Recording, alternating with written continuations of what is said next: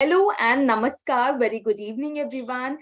This is Shilpa from Siksha.com, moderator for this session. Today, our topic of discussion is how to crack a campus placement interview. And our agenda will be to know how to research about a company, what's the difference between on-campus and off-campus placement, CV versus resume, questions and the procedure for the pre-placement presentation, group discussion, written and interview rounds, tips to improve presentation and communication skills, how to build a profile on LinkedIn and other social media platform, and portfolio creation, mock interview, how to overcome the fear of facing an interview, tools and website for the placement preparation. So if you have any questions, feel free to post either in the question and answer box or in the chat section, and I will get those answered by our expert one by one. So let's meet today's panelist, Dr. Sunita Sidhwani Tang. You are the founder of Leaders in Making, career coach, training and placement specialist, and mentor of change at Atal Innovation Mission Niti Aayog. I heartily welcome you, ma'am. Thank you so much, Shilpa. It is always pleasant surprise and pleasant moment to come back to Shiksha and to work with such beautiful generation of our nation. Thank you so much. Likewise, ma'am. So let's begin this session. If I'll begin this session by, ma'am, I was just reading about few articles on campus placement, and that is the time I got to know about off-campus placement. So there is a sense of perplexion. So is there any difference between on-campus and off-campus? And our approaches vary for both of them? Okay. Let us understand the difference between on-campus and off-campus first. Now, there are two aspects of off-campus. Companies who are, invited by the placement department of the college, of the institution, if they have the availability, if they have the feasibility to come down to the campus, the company tries to visit the campus. Most of the time, it is for a good number of roles, 4, 5 number of placements, or a very, very big kind of recruitment like bulk hiring. Company prefer to come on campus during a particular academic year. Now, many times company do not have the feasibility to come down to on campus. So that is being made into off campus. One. Second, many times company do not have a policy to go to a particular college. Rather, they are open to invite the company, the college, the institution in their own premises. That is also off campus. Now, there is third situation or third scenario wherein company is done with all the campus recruitment process of the year, going to the institution, physically in a physical mode, and dealing with the placement coordinators of all the institutions across nation. But then they are still left with some of the position, or people who were selected, they are not available to join, or there is an increase in the number of position, or there is a change in the position, or there are more positions in different or the same department. Under all circumstances, the company forms the off-campus process, which is primarily done post March, post April, when colleges are off. So under these circumstances, when company invites candidate to their premises, that is known as off-campus. And when company is coming to your campus, to your institution for the process, it is known as on-campus. But as I shared that if company do not have a feasibility, the company call it off-campus, but it is a campus placement process only done by an institution. So when you are done with your college, when you are done with your college placements, and thereon, if you apply through various websites like Naukri.com, like LinkedIn, it is definitely an off-campus process. Thank you, ma'am, for clearing this doubt about the on-campus and off-campus. But it should not make any difference to the candidate, because the process will always remain the same. If the process says that you will first have PPT, then you will have a GD, then you will have 3 different rounds of interviews. Good MNC's process or good Indian companies' process is not going to change until and unless it's a lateral or an experienced kind of recruitment. When I say experience, that means, above a fresher level or above beginner level. There, and even in off campus, if they are inviting people for lateral recruitment, they might skip the PPT part. But otherwise, if a company during an academic season, if inviting you to the company premises, whether on, whether off campus, the process is going to remain the same. So while you are preparing for placement, while any candidate who is preparing for a job, for a career, the on-campus and off-campus concept should not hamper your frame of mind and your preparation, because that completely depends on the approvals of the company and the feasibility of the company, that whether company has the feasibility to go, whether the company has the approval to go, whether the college has the approval to invite them, exams are not going on. So on and off depends upon the two-party mutual availability and agreement. That should not define the frame of mind of the candidate. That is very important. So students, it should not bother you whether it is on campus or off campus. It is just technical difference. Ma'am, most of the time it is said that the recruiters just be, little lenient when it comes to on-campus placement as compared to off-campus placement. So is it a myth or truth? Okay. So when you go to someone's home, are you not cordial? And when you invite somebody to their office, you are again very serious and you seems to be a professional. My dear friends, in India, when somebody talks politely and somebody is friendly with you, we take them as a lenient HR. No. When they are coming to your home, they are equally good with you. They are okay with you. But that doesn't mean that leniency, the friendliness is considered as leniency and that is being converted into the process. That is not going to happen actually. So it's not like that. Just that they are coming to your campus, they are just friendly. But when you go to their office, they will be in the same frame of mind. So it's just like that. But when you are going through any campus process, kindly do not focus more on the body language or the kind of, the tone the HR is using. Try to concentrate on the process more, that what all process will be there. What I have noticed in the young generation, in the millennium, that, they consider a lot that HR spoke to them very nicely, HR spoke to them very politely, he was good with us, that HR was very straightforward with us. Irrespective of these facts, please understand the frame of mind, the conscious frame of the HR for the process which you are there. So focus is being shifted. When your focus gets shifted from a professional process to the body language and tone of the HR, you are distracting your mind. So keep the focus on the process. Be focused. Next up, ma'am, I would like to ask you, whenever we have to face an interview, HR on the friendly note suggests to just go through the company profile. So what and how to research about a company? Why it is important to research about a company? Okay.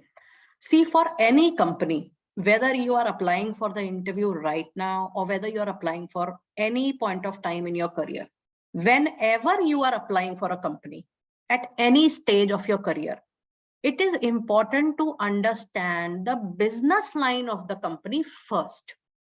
Until and unless you will not understand and research about the company, how you will know that which industry you are targeting? You are definitely applying for a company, but my dear, before that company, you are applying for that industry, and in that industry, you are applying to that company, and in that company, you are applying to a department and to a particular role. So in order to fulfill the eligibility of that particular role, you should be familiar with that industry. So the purpose of doing the research is not just knowing about the company, but knowing about the industry primarily. So when you're doing the research, please keep in mind that you need to understand that companies are under types of industries.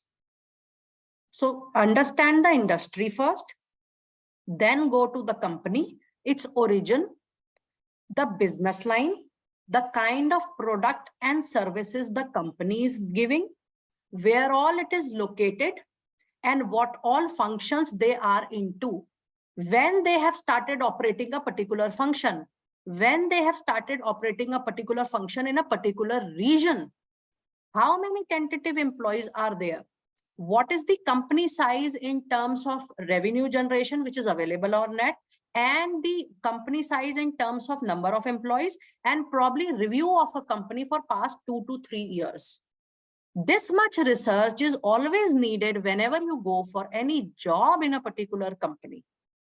And when you're doing that research, then you should have a basic understanding of your functional role. Please keep in mind, you are going to that company for a particular functions job role. HR, marketing, IT, IB, आप कौन से primarily main function में जा रहे हैं? You should be aware about it for that industry. And in that industry, in that function, in that company, you are giving that job interview. So this should be the sequence. And when you're going for an interview, you should have an idea about couple of competitors in that industry with that functional role. What is happening with other companies in the same industry in the similar kind of function? This much is highly needed, even if you are a fresher or you are a middle level or you are a senior level employee. Okay. Yeah, thank you so much, ma'am. That's the base of research. Students will be question mark when they are asked, okay, what do you think the company belongs to which industry? Question mark. Okay, what do you think the main business line of a company? Question mark. Okay, when do you think the company started operating? Question mark. How many number of locations we have? Question mark. This is all research you have to do. That is known as preparation. And then when you move forward, you need to take the printout of job description always when you are going, my dear, because they will be asking all the questions from that job description. And the moment you say, sir, I have not read it, or I have read it, but I don't remember, you will not go ahead in the process. So please take a printout of the job description and match your resume, your CV with that job description, that whatever eligibility they are talking about. They will not skip the eligibility because you are known to them. You are a very good candidate. No company, no HR has the liberty to cross the eligibility just for a simple candidate. It is against values and ethics of the HR industry.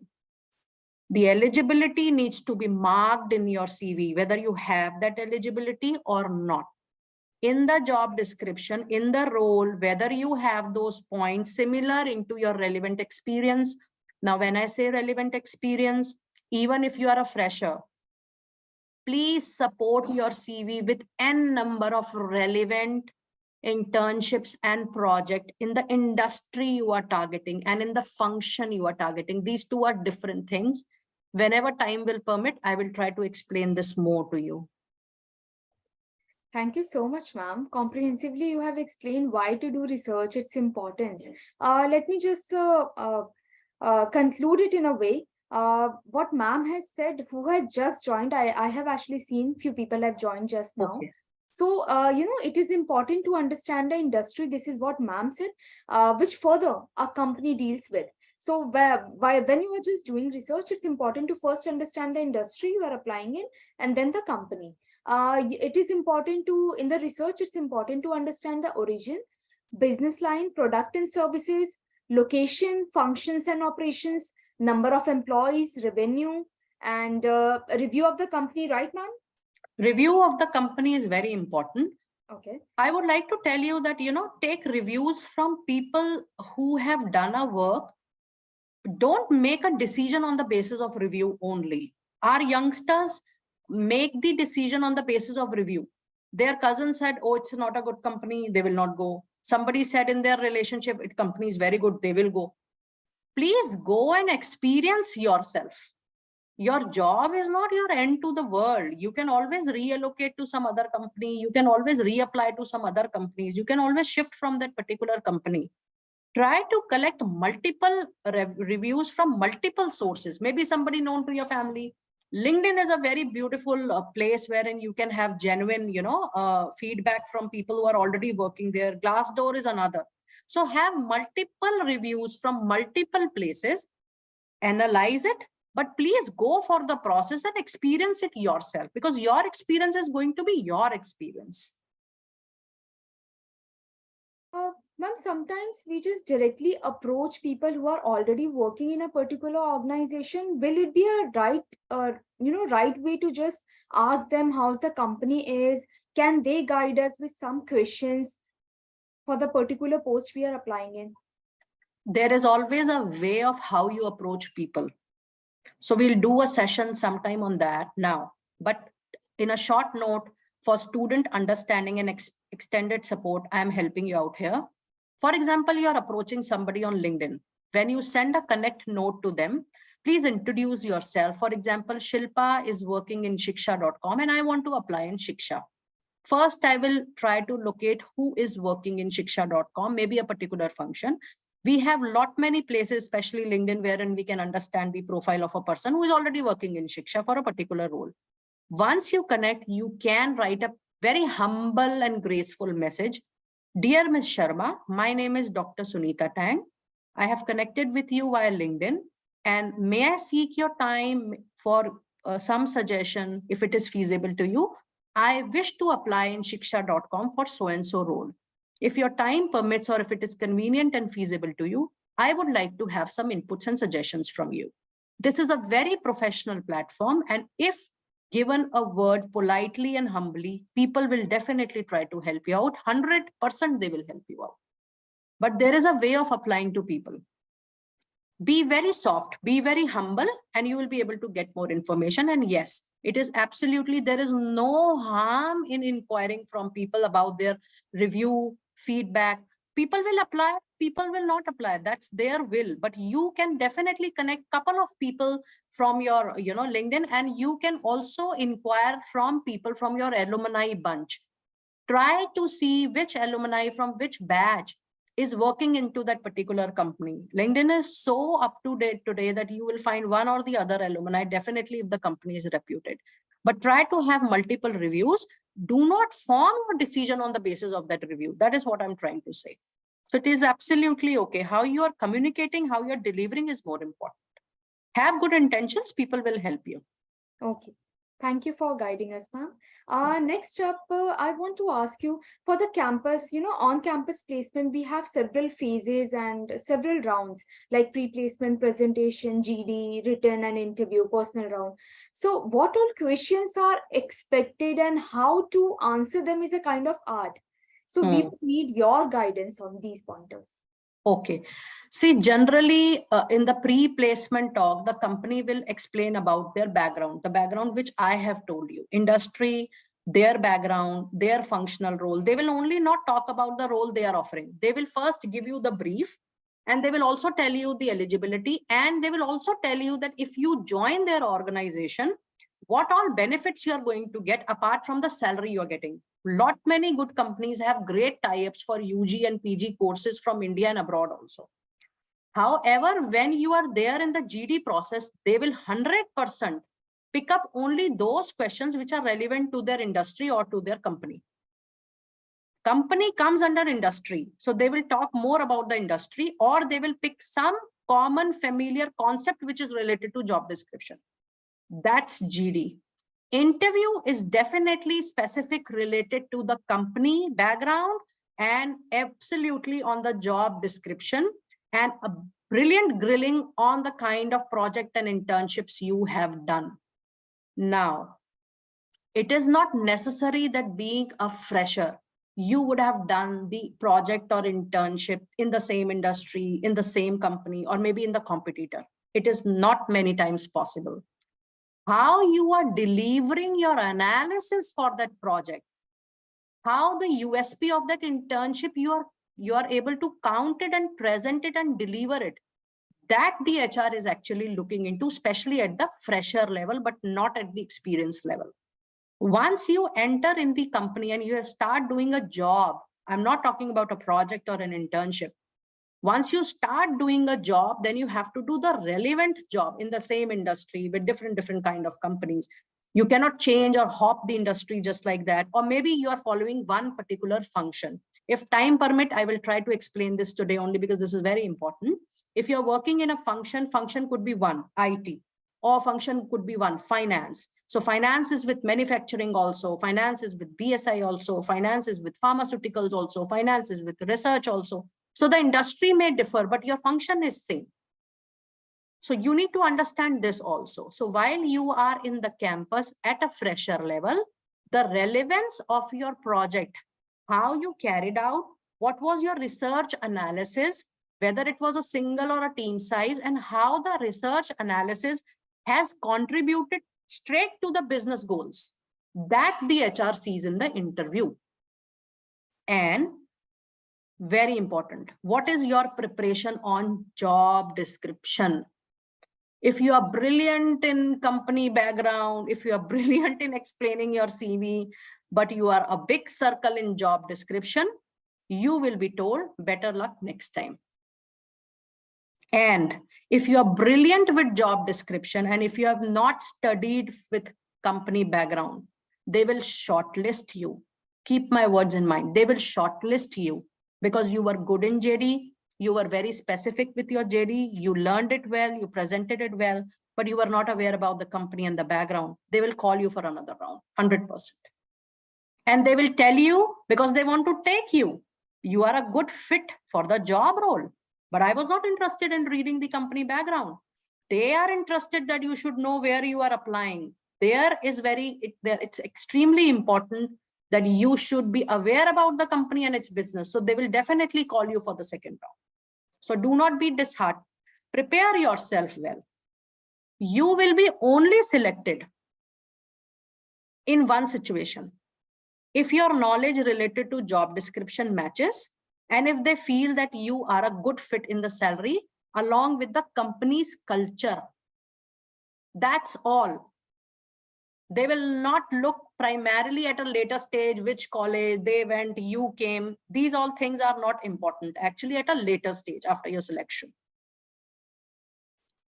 So ma'am, let's move ahead. And when we come for, in most of the interviews, it is said that those who are good in presentation skills or in the communication skills are preferred over the candidates who just have the right amount of knowledge. So that means they're looking for the candidate who has the right amount of knowledge plus the good presentation skill and communication skill.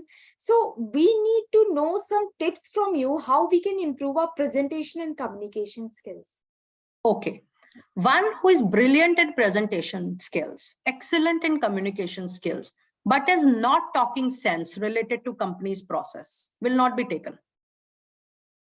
Candidate 2, person is brilliant in technical skills and is very poor in delivery. How he will deal with employees of the company and with the clients of the company? So even if they will take that particular candidate who is brilliant in the technical skills, but is not able to communicate, the normal communication is very, very weak. The basic English is weak or the basic English is wrong. It will be difficult for that employee or that student or that candidate to work along with the other employees of the company, and the image he will be following outside in front of the client. So only the candidate, there is no edge.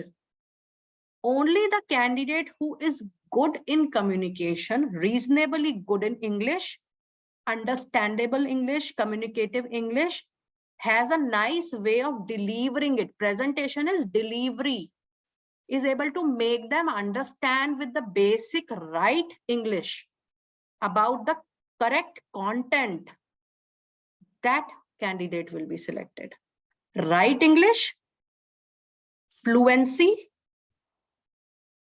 which counts to be delivery, and the delivery of the content and the delivery of the right content. So it's a blend. Somebody who is brilliant in English and is not talking sense, or is not giving answers, or is making circles in the interview will not be selected. They'll tell them, prepare next time well. You're not prepared. Just speaking good English is not going to get a role for you, or just being brilliant in the work. Yes, there are many occasions I have seen in my career of 23 years of placing more than 25,000 students in my career. If you are very good technically, they will still shortlist you. 100%. Trust me. If it is for good HR or good finance, good IT, good marketing, but they will not give you that role which is client facing. They will put you in some back-end work, coordination, filing, dealing with the processes, which is more on computer, not with people interaction more, because you're good technically. So second time, that candidate 100% gets the call from the company then and there, or maybe in later few weeks, that you are not selected for that role because of the lack in the communication skills. But since you are technically very good, we can offer you this position. They will keep you in mind 100%. So ma'am, next up, the two questions I'm going to ask you is like based on the questions students have asked me to ask you. So this is like what to reply when we are asked to introduce ourselves. So because this is the only question which make us nervous in the beginning and how to perform good in the rest of the process. So if you could just guide on this. Before I tell you what is included and tell me something about yourself, I will tell you how to prepare for it first. See, whatever you want to say about yourself, please write it on a paper. This needs a very good practice. You need to write it on a paper and you need to summarize it probably in 100, 150 or 200 words. This is an exercise to be done. And then you have to record it, maybe on your phone, and then you have to practice it. When you will record on your phone 10 times, 15 times, 20, 30 times, you will be used to that tell me something about yourself. So your hesitation to face somebody will vanish. That's the brilliant way to people I have ever coached for career coaching in my career. They have performed really well writing, recording, and practicing it multiple times. And then practicing it with known people. Your basic hiccups will go. Now, tell me something about yourself is definitely some part is included from your resume. You're born and brought up, basic about education. Primarily, tell me something about yourself should talk about two things: your passion in life and how you relate that passion of your life with the professional goals. I have seen students' passion is not known and forget about matching with the professional goal, which is haywire. You need to be at least, I understand being a fresher, you are not sure where you will be after 5 years, 10 years. Post-COVID, it is even not sure. Market keeps on changing after every 6 months, every year more than expected.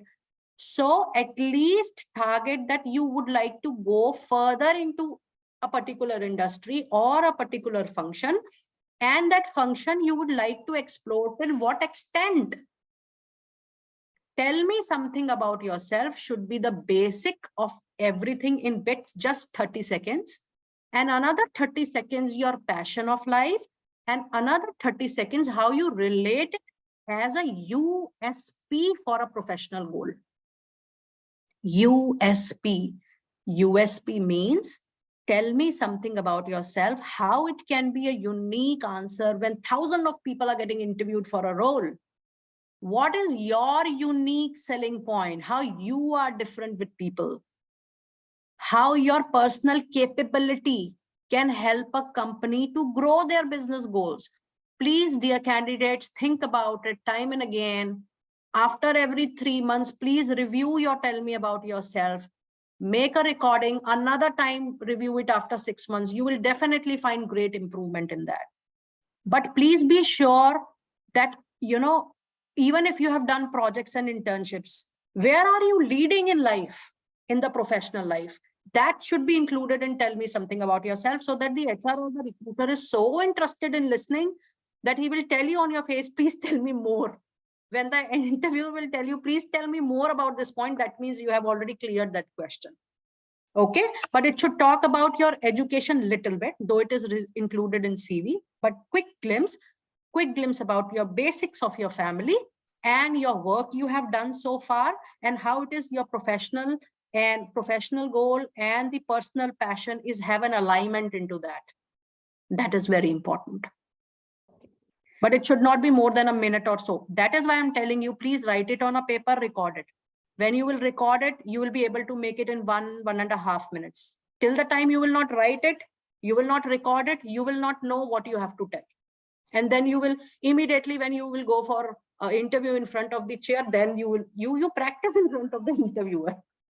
So practicing alone and before, not in front of the HR. Okay. So ma'am कुछ बच्चों से मैं कल बात कर रही थी और उनका कहना था कि कुछ जो क्वेश्चंस है उनका आंसर उनको पता होता है लेकिन they just run out of words. अगर इंग्लिश में उनसे पूछा जाता है सो उनके पास कोई शब्द नहीं होता, लेकिन उस क्वेश्चन का आंसर होता है पर्टिकुलरली टेक्निकल राउंड में। ऐसे में क्या हम लैंग्वेज शिफ्ट कर सकते हैं इंग्लिश से हिंदी? लैंग्वेज शिफ्ट रेयर करनी चाहिए जब तक इंटरव्यूअर ना करे. That will not give you a right signal. So whenever you are very confident about your concept, then you should have a shift in the language. Otherwise, please follow the process only of the HR interviewer, the language of the HR interviewer. Now, the reason why students are short of, words, do we have a writing habit left? My question to all of you in the room today, we only write on our, phone, on WhatsApp. We only write on computer with the email, but do we have the writing habit? Even if we are writing on paper or we are writing about anything on the computer. So original writing will always help in making what you want to articulate the best. So we are not short of words. We are short of the art of articulating our thoughts, our feelings. That is very important. So my humble request to all of you out there, that whenever you are preparing for any particular company, when you have questions set with them, please either type it on computer as a practice or write it and then practice. My dear friends, you people apply for a campus interviews without practicing the technical rounds of the company. You just hear, you just read, and you go. But have you practiced what you are supposed to say there? What role you are going to, you are an interviewee there. Have you practiced that role of being an interviewee there? That is missing when you are going for a campus process. So when you will practice before going, even the technical questions, even the way I have told you how to prepare, tell me about yourself, prepare about 5 to 6 questions. Start with your projects and internships. What was your goal? What was the analysis? How it matched with the business goal of the organization? What was the team side? 3 points. Mention 3 points, learn it, record it, and then present it to somebody. This is the way you should keep on presenting, and keep a record of your videos. Listen to it time and again on your phone or on your laptop. That is really going to help you out. So the words are not less. The way to articulate your thought, feeling, and your knowledge here, that you need to work upon tremendously. That is much needed in youngsters today. Ma'am, next up we have a question from Shivani Vadva, and she's asking how to explain a gap year during the interview process. I think I have a student by this name, Shivani Vadva. I'm not sure whether she's my student or not. Lovely student though. Okay, now gap year is no sin. Please keep that in mind. Everybody has a gap year. We are humans, not robots. How you utilized that gap is very important. You should be very clear with the reason of that gap. Number one, if you are taking that gap due to health reason, please be honest about it. Don't feel lie or don't feel guilty about taking a gap. There is no harm in taking the gap. But if you are taking the gap to waste it, then there is a problem. Yeah, gap aa gaya hai, so you should start filling up that gap with certifications, with extra knowledge, so that you can justify the interviewer that you are not getting a role of your choice. So you invested that time into doing something extra additional as technical skills and upgradation into your profile. So be honest about it. There is no harm. However, my only suggestion to all kids out there, please pick up a role which do not have a bond, but is filling your gap with at least some experience and exposure. You have to do something. If you're sitting idle, not learning, not working on any project or a job, please pick it up some kind of internships. Keep on doing your work. A good company will always understand that why you have taken that gap, until and unless there was a medical emergency of yours or maybe of your family. We all are humans. We have to be human. And you have good paperwork to support what you have told. That is very important. Many times you will see that people do not have documents to support their gap. That's the problem. So gap is not a sin. How you're utilizing, अगर आपको अपनी मनपसंद job नहीं मिल रही है, आप उस time में प्रोजेक्ट ले लीजिए, इंटर्नशिप ले लीजिए या स्किल्स अपग्रेड कर लीजिए. Do something, but use that gap if it is not a medical break. Ma'am, next up we have another question, and it's like, which function to be learned in Excel software which are commonly used in corporate sector? See, there are 15 to 20 MS Excel function. I don't remember those functions right at the moment, but I think I have conducted many workshops which do not relate to the basic Excel function, but advanced Excel function. Since I am not a technical person and I use only very simple Microsoft Excel, but I had a list of 15 functions which were used in research organizations. I can share that list with you. It is still with me from a corporate with Shilpa ji, and she can upload it on the link somewhere. However, I would definitely prefer that you learn some tools like Tabulae and Power BI, because these tools are very, very important for you to have predictive analysis and for you to have business simulations as a role play so that you are able to understand the business outcome. This much you must do, and prefer doing advanced Excel, please. If you are done with simple Microsoft Excel and you really want to do a corporate job, please go for advanced Excel. That is really going to help you out, and do it in a form of a certification. LinkedIn also offer the Excel certifications. Do it from Coursera is there. These two are very good platforms. Just go from there. But then Power BI and Tabulae, these are very beautiful things. One must go if you are looking forward for a job in the corporate. So before we just move ahead, I'm just going to take a minute because I'm going to launch a poll so that we can understand whether you are liking this session or not, and this session is helpful to you or not. So it has two questions. First question is this session helpful?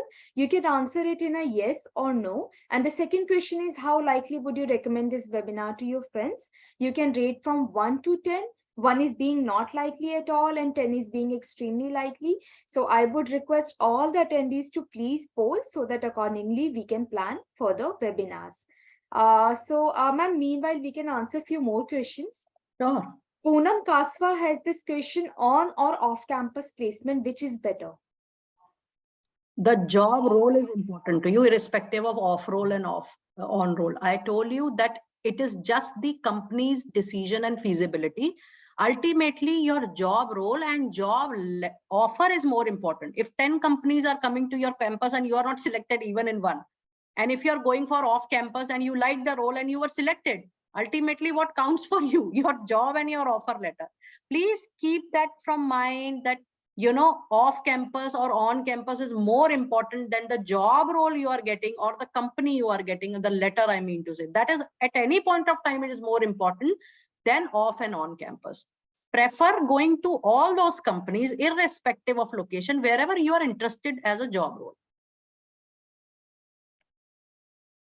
So ma'am, next up, let me ask you another question, which I can see. How to make video resume impactful?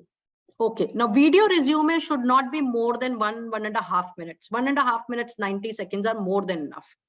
Now, when you are making a video resume, you will see many times the voice is coming, the PPT is moving. No, When you're making a video resume, ensure that it is clubbed. You people are youngsters, you people know how to use the technology to best of your knowledge.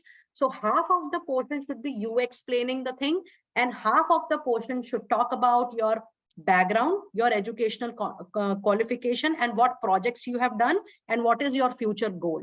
That has to be covered in 90 seconds, apart from the relevant work you have done, maybe for a particular industry. That needs to be covered in 90 seconds. So while you are explaining, not only just the voice, it is good if you have yourself talking and explaining, and if the content is moving on the other side. If that is not possible, at least have your picture and then the content moving, not with your voice, not just the content and you are nowhere, because your face and you will not be visible. Then the HR will not be able to relate it to you. That is very important. You should be visible enough. And many times, many candidates do not prefer writing. They only want to talk in 90 seconds, which is also fine. If you feel you're confident, if you feel you have a nice fluency, if you feel that your delivery style, the pronunciation, the modulations, the way I'm putting emphasis, if it is great, then you have your own USP of producing videos. When I'm giving you an example. When somebody tell me to send something, they always ask a video from me. And I always give them 30 seconds, 1 minute video, because everybody has their USP. So instead of investing my time in making that video and all that clubbing, I quickly make my video, because my USP is modulation, my USP is emphasizing, my USP is pronunciation, my USP is expressing. So if this is your USP, then there is nothing better than a video resume. Please bank on it. It really helps you a lot. Okay. So, ma'am, we have few more questions we have received from the attendees. When the HR asks about the salary which we are expecting, what should be the answer? Any good company, MNC or an Indian MNC, will not ask salary from you. They have their own bandwidth. And when you are applying for their job description, it will be mentioned that this is the job description and this is the salary, and then only you should apply. Please know, if you apply without knowing the salary or without showing that you skipped the salary part, you will be made out of the process, 100%. They will not modify the salary as per your choice. One. Second, for example, you went for a particular job and the salary was mentioned, but you have experience. You can inquire about it. You can explore about it. But if that salary bracket is for a particular campus, they can get more candidates from open market in the same salary. They will not modify the salary if you demand so. Yes. If you say that, sir, I am interested in your company and I have applied in this CTC, knowing that this is the CTC, be very clear, be very honest, but I feel that I have more experience. Is there any possibility of the revision in the bracket, sir? Please inquire. They will tell you, no, it is not possible because it is the maximum bandwidth.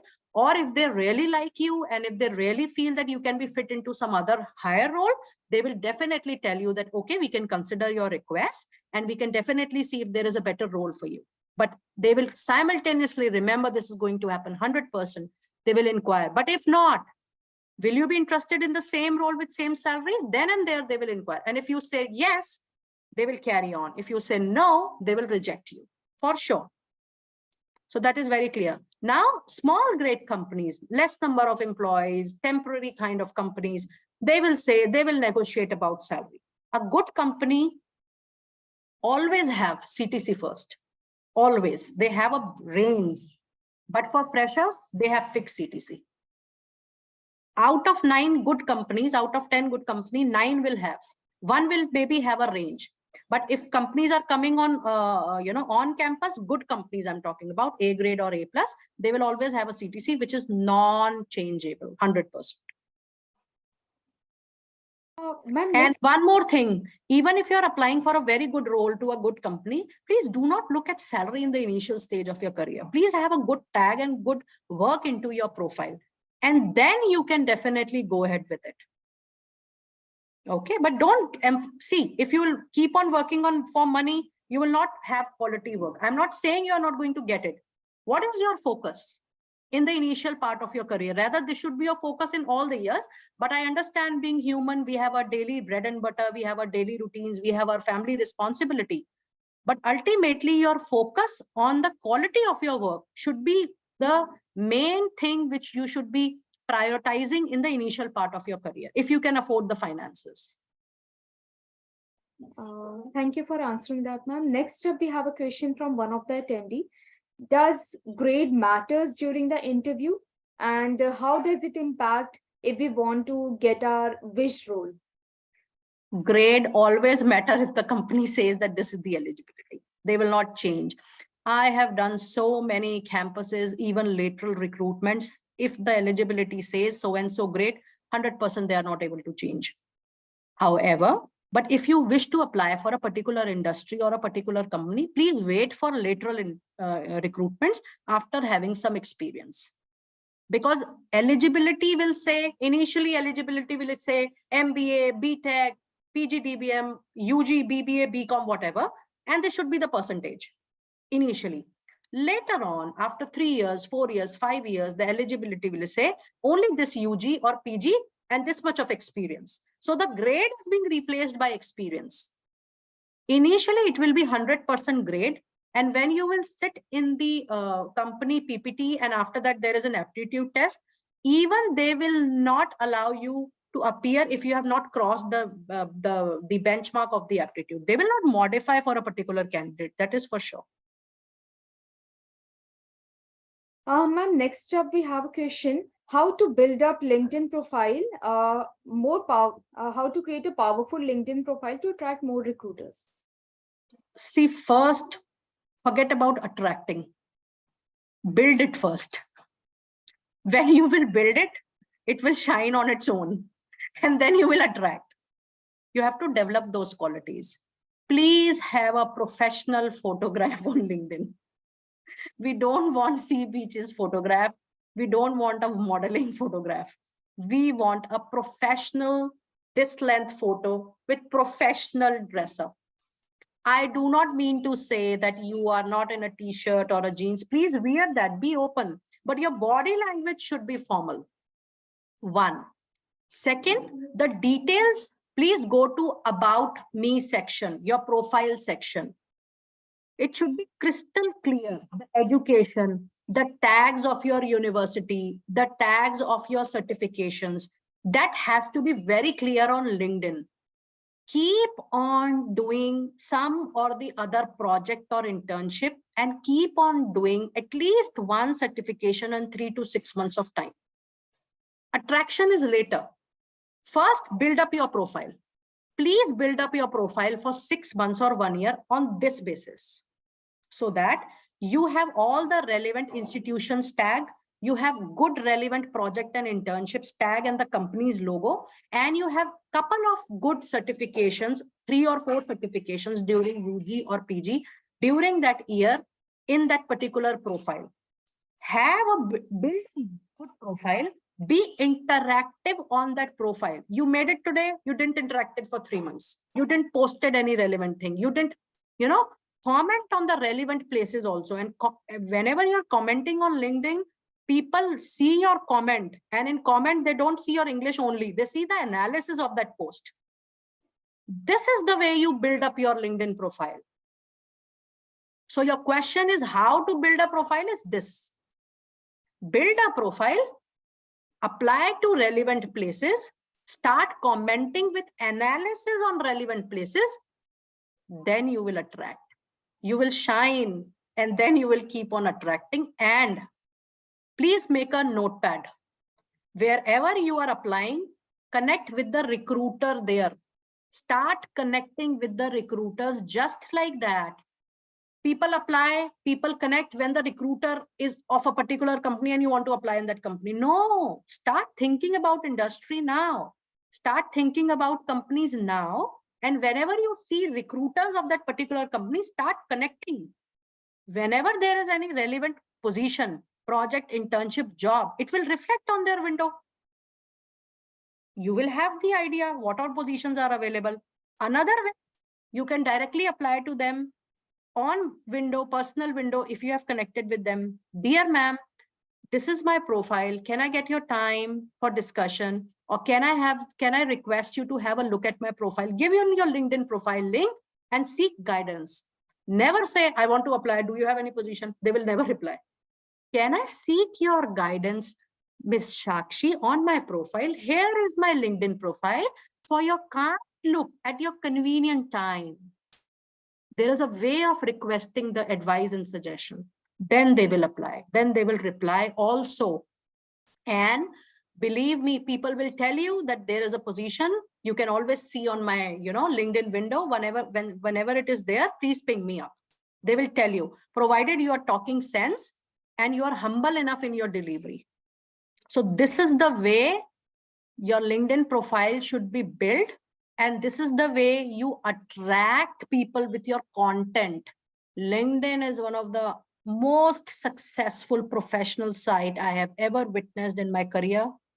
People quickly after hearing your name will go to your LinkedIn profile without telling you, and that's your credibility.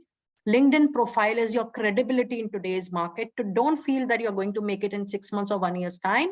Please take time in building that.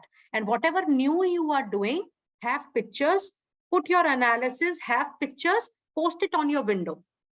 Or even if you have a comment or a thought, please post it on your window and invite for suggestions and do positive and good, healthy interactions. This is the way you build up your profile. And with all these features, you start attracting good people. Okay. Ma'am, next up we have a question from Ram, and he's asking, salary offered on campus is always higher than off campus. Why, ma'am? As I'm rejected on campus, but got selected off campus at a low salary. Yes, many times, because company have their own, have their own time and own salary structure to invite a company. And many times once company are filled with that position, they reduce the amount because they do not have a tie-up with the, the college anymore. They are done with the recruitment and they know in the lower salary, they will definitely have, more number of candidates. But there is a but into that. Good company who are aware about their values, ethics, and reputation in market, they will not do that. And I will not name a company here. There was a company who was giving different packages to different affiliated colleges under the same university. The company was boycotted by the candidates itself, and it was collecting bad name for itself in the fraternity of students. So a lot of students or candidates started leaving that company, different salaries to different employees, and people started discussing. In longer run, these things will not do. So if you if you're not satisfied with the job or the salary, if you're getting frustrated about it, that level, you should not join that company, even if you are in need, because you will go to your life, you will go to your office daily with frustration. That is not good for your mental and emotional health also. But yes, company do reduce, but good companies most of the time maintain the same salary. Because many times good company will only open for off campus when they know that now they are not going to get candidates from the colleges, or they are done with their campuses with whom they have tie up, but now they are open to open market. So most of the time the salary is same. Ma'am, next up we have question from Haripriya and Deepika. They both have the similar question. What additional courses they can do if they are the MBA aspirant? And one is for the finance specialization. Okay.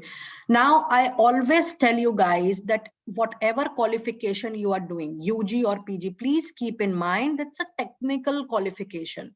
Your certification is your professional qualification.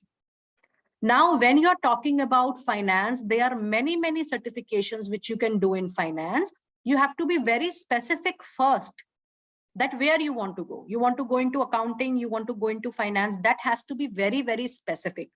Before talking about specialization, I want to tell you something. On specialization, you belong to any specialization, two kind of certificates are much needed today. One is Excel, advanced Excel. You can do it from LinkedIn, you can do it from Coursera. It is 100% needed in all types of jobs. Second is the analytics. Now, whether you are in HR function, whether you are in finance function, whether you are in marketing functions, please do related analytics course, data analytics, HR analytics, marketing analytics. Please do analytics course. The beginner level, LinkedIn hai, Coursera hai, Udemy hai, Academy for Innovative HR hai, from where you can do HR courses. Finance ke, you have so many foundation courses, you can do that. But certifications are very important because those are professional certifications. Irrespective of your specializations, you should do Excel, analytics, and one certification on effective communication skills. These three certifications, professional certifications, you must do irrespective of your certifications. And there are many, many certifications. I have a channel called Leaders in Making, where I'm already making reels on different specializations with different kind of certifications in the form of reel and in the form of elaborated forms of those certifications. Since time is less, you can have a look, but you must do it from Coursera, beautiful content. You must not skip LinkedIn. Always see the course content on LinkedIn. And for HR, yes, Academy to Human Resource Innovative HR Professionals is very, very important. Now, one thing I would like to incorporate here, if you are a beginner, please go for basic certifications first. For example, in finance, you have foundation courses. And in HR, you also have basic financial foundation courses.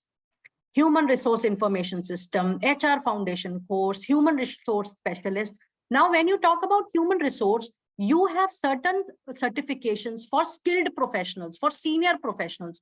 Please do not do those senior professional course initially in the first 3 years of your career, because you don't have that amount of experience to relate to those certifications. It will not be of use, or a leadership kind of a role in a certification right at the moment.